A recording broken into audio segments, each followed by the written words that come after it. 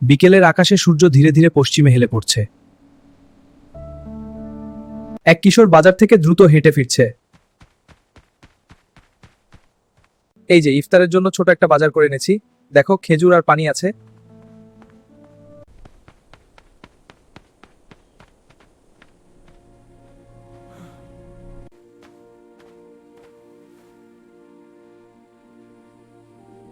বাসায় দেরি হলে মা কষ্ট পাবে, কিন্তু লোকটাও তো রোজাদার।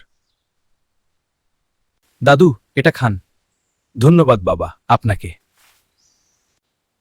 আল্লাহ তোমাকে কবুল করুন বাবা।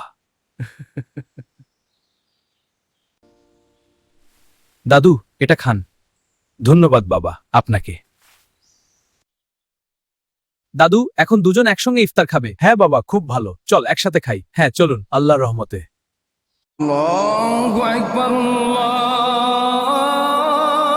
এখন দুজন একসঙ্গে ইফতার খাবো। হ্যাঁ বাবা, চল খাই।